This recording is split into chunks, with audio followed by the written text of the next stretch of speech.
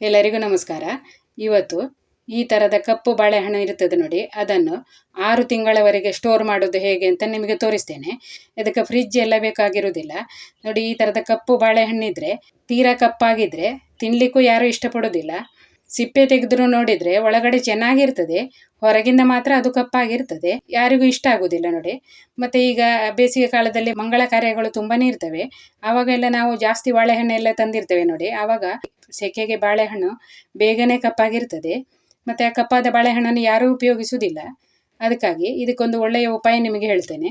ಈಗ ಇದೇ ಬಾಳೆಹಣ್ಣನ್ನು ನಾವು 6 ತಿಂಗಳವರೆಗೆ ಹೇಗೆ ಸ್ಟೋರ್ ಮಾಡೋದು ಅಂತ ಇವತ್ತಿನ ವಿಡಿಯೋದಲ್ಲಿ ತೋರಿಸ್ತೇನೆ. ಮತ್ತು ಇದರಿಂದ ಬೇರೆ ಬೇರೆ ತಿಂಡಿಗಳನ್ನು ಕೂಡ ಮಾಡ್ಕೊಳ್ಬೋದು.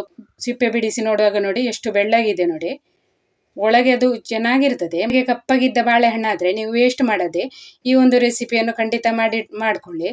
ಒಂದು ಸಾರಿ ಈ ವಿಡಿಯೋ ನೀವು ನೋಡಿದರೆ ಮತ್ತೆ ನೀವು ಯಾವತ್ತೂ ಬಾಳೆಹಣ್ಣನ್ನು ಎಸೆಯುವುದಿಲ್ಲ ನೋಡಿ. ಮೊದಲಿಗೆ ಬಾಳೆಹಣ್ಣನ್ನು ಸುಳಿದು ತಗೊಳ್ಳುವ. ಕಪ್ಪಾದ ಬಾಳೆಹಣ್ಣನ್ನೇ ಉಪಯೋಗಿಸಬೇಕಾಗಿಲ್ಲ, ಚೆನ್ನಾಗಿರುವ ಬಾಳೆಹಣ್ಣನ್ನು ಕೂಡ ನೀವು ಉಪಯೋಗಿಸಬಹುದು. ಕಪ್ಪಾದ ಬಾಳೆಹಣ್ಣನ್ನು ಜಾಸ್ತಿಯಾಗಿ ಎಲ್ಲರೂ ವೇಸ್ಟ್ ಮಾಡ್ತಾರೆ ನೋಡಿ. ಕಪ್ಪಾಗಿದ್ದ ಪಾರ್ಟನ್ನು ಸ್ವಲ್ಪ ತೆಗೆದುಕೊಳ್ಳಿ.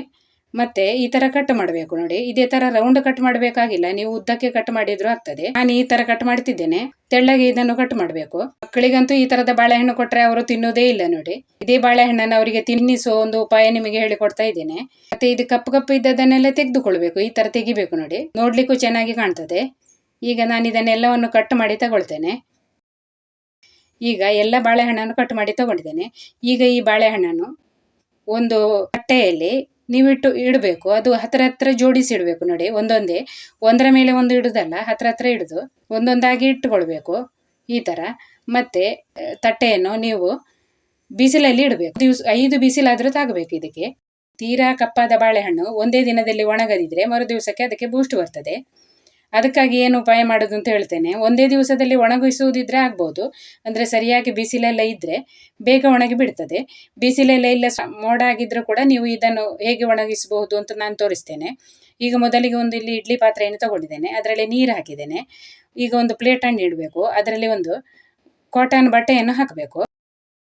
ಕಾಟನ್ ಬಟ್ಟೆಯನ್ನು ಹಾಕಿ ಮತ್ತೆ ಈ ಕಟ್ ಮಾಡಿದ ಬಾಳೆಹಣ್ಣನ್ನು ಅದರಲ್ಲಿ ಹಾಕ್ಕೊಳ್ಬೇಕು.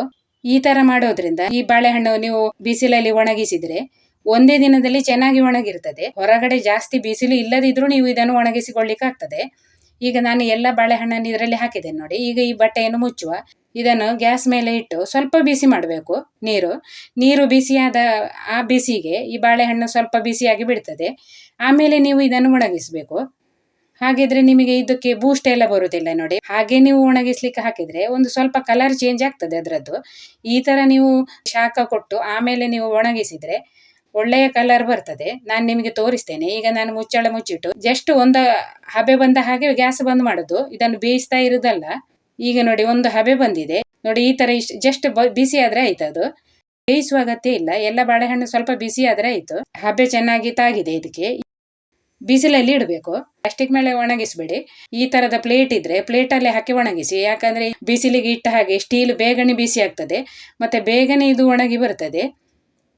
ಹಾಗಾಗಿ ನೀವು ಸ್ಟೀಲ್ ಪ್ಲೇಟಲ್ಲಿ ಇಡುವುದೇ ಒಳ್ಳೆಯದು. ಇಲ್ಲದಿದ್ರೆ ನೀವು ಚಾಪೆಯ ಮೇಲೆ ಒಂದು ಬಟ್ಟೆ ಹಾಕಿ ಬೇಕಿದ್ರೂ ಹರಡ್ಬೋದು ನೋಡಿ. ನಾನು ಬಿಸಿಲಲ್ಲಿ ಇಡುವಾಗ ಈ ತರದ ಒಂದು ಕಾಟನ್ ಬಟ್ಟೆಯನ್ನು ಅದಕ್ಕೆ ಹಾಸಿದ್ದೇನೆ. ನೆಟ್ ತರ ಇರುವ ಬಟ್ಟೆಯನ್ನು ಹಾಕಿ, ಅಂದ್ರೆ ಅದರಲ್ಲಿ ಎಲ್ಲ ಧೂಳೆಲ್ಲ ಕೂತ್ಕೊಳ್ತದೆ. ಒಂದು ದಿವಸ ಮಾತ್ರ ನೀವು ಈ ತರ ಹಾಕಿದ್ರು ಸಾಕಾಗ್ತದೆ. ಮರು ದಿವಸ ಬೇಕಿದ್ರೆ ಈ ತರ ಬಟ್ಟೆ ಹಾಕದಿದ್ರು ಆಗ್ತದೆ. ಈಗ ನಾನು ಇದನ್ನು ಈ ತರ ಬಟ್ಟೆ ಹಾಕಿ ಒಣಗಿಸ್ಲಿಕ್ಕೆ ಇಡ್ತಾ ಇದ್ದೇನೆ. 5 ದಿವಸ ಒಣಗಿಸ್ಬೇಕು ನೋಡಿ. ಮತ್ತೆ ಕೂಡ ಜಾಸ್ತಿ ಒಣಗಿಸ್ಬೋದು, ಆದ್ರೆ ಸುಮಾರು ಗಟ್ಟಿಯಾಗಿ ಹೋಗ್ತದೆ ಅದು. ನಿಮಗೆ ಆ ತರ ಗಟ್ಟಿ ಬೇಕು ಅಂತಾದ್ರೆ ಮತ್ತೆ ಜಾಸ್ತಿ ಒಣಗಿಸ್ಬೋದು. ಈ ತರ ಆಗಿದೆ ನೋಡಿ. ನೀವು ಒಂದು ತಿಂದು ನೋಡಿದ್ರೆ ಗೊತ್ತಾಗ್ತದೆ ನೋಡಿ, ಬಾಳೆಹಣ್ಣು ಚೆನ್ನಾಗಿ ಗಟ್ಟಿಯಾಗಿದೆ ಅಂತ ಗೊತ್ತಾಗ್ತದೆ. ಅಷ್ಟು ದಿವಸ ನೀವು ಅದನ್ನು ಒಣಗಿಸಿ ಮತ್ತೆ ಒಂದು ಡಬ್ಬದಲ್ಲಿ ಹಾಕಿಟ್ರೆ 6 ತಿಂಗಳವರೆಗೆ ನೀವು ಇದನ್ನು ಉಪಯೋಗಿಸ್ಲಿಕ್ಕೆ ಆಗ್ತದೆ. ಮತ್ತೆ ಇದೇ ಕಪ್ಪಾದ ಬಾಳೆಹಣ್ಣು ತಿನ್ನದ ಮಕ್ಕಳು ಕೂಡ ಇದನ್ನು ತಿಂತಾರೆ ನೋಡಿ. ಈಗ ಈ ಬಾಳೆಹಣ್ಣು ಕೂಡ ಒಂದು ಡ್ರೈ ಫ್ರೂಟ್ಸ್ ಆಯಿತು. ಈಗ ನೀವು ಇದನ್ನು ಮಕ್ಕಳಿಗೆ ತಿನ್ಲಿಕ್ಕೆ ಕೊಡ್ಬೋದು ನೋಡಿ. 6 ತಿಂಗಳವರೆಗೆ ಇದನ್ನು ನೀವು ಸ್ಟೋರ್ ಮಾಡ್ಬೋದು. 5 ದಿವಸದ ಬಿಸಿಲಾದ್ರೂ ಇದಕ್ಕೆ ತಾಗಿದ್ರೆ ಮತ್ತೆ ಸ್ವಲ್ಪ ಕೂಡ ಹಾಳಾಗೋದಿಲ್ಲ ನೋಡಿ. ಚೆನ್ನಾಗಿ ಒಣಗಿಸಿಕೊಳ್ಬೇಕು. ಒಣ ಅಂಜೂರದ ರುಚಿನೇ ಇದಕ್ಕೆ ಇರ್ತದೆ, ತುಂಬ ಚೆನ್ನಾಗಿ ಆಗ್ತದೆ. ನೀವು ಕೂಡ ಬಾಳೆಹಣ್ಣನ್ನು ವೇಸ್ಟ್ ಮಾಡದೆ ಈ ಥರದ ಒಣ ಬಾಳೆಹಣ್ಣು ಮಾಡಿ ಇಡಿ. ಇದಕ್ಕೆ ಸುಕೇಲಿ ಅಂತಲೂ ಹೇಳ್ತಾರೆ. ಸುಕೇಲಿ ಅಂದರೆ ಒಣ ಬಾಳೆಹಣ್ಣು ಅಂತ ಅರ್ಥ. ಚೆನ್ನಾಗಿರ್ತದೆ. ಮತ್ತು ಸ್ವಲ್ಪ ಸ್ವಲ್ಪವೇ ಮಕ್ಕಳಿಗೆ ತಿನ್ನಲಿಕ್ಕೆ ಕೊಡಲಿಕ್ಕೆ ಆಗ್ತದೆ. ಈ ವಿಡಿಯೋ ನಿಮಗೆ ಇಷ್ಟ ಆಗಿದೆ ಅಂದ್ಕೊಂಡಿದ್ದೇನೆ. ಇಷ್ಟ ಆದರೆ ಒಂದು ಲೈಕ್ ಮಾಡಿ. ಚಾನೆಲನ್ನು ಸಬ್ಸ್ಕ್ರೈಬ್ ಮಾಡದವರು ಸಬ್ಸ್ಕ್ರೈಬ್ ಮಾಡಿಕೊಳ್ಳಿ. ನಿಮ್ಮ ಅನಿಸಿಕೆಯನ್ನು ಕಮೆಂಟಲ್ಲಿ ತಿಳಿಸಿ. ವಿಡಿಯೋ ನೋಡಿದ ಎಲ್ಲರಿಗೂ ಧನ್ಯವಾದಗಳು.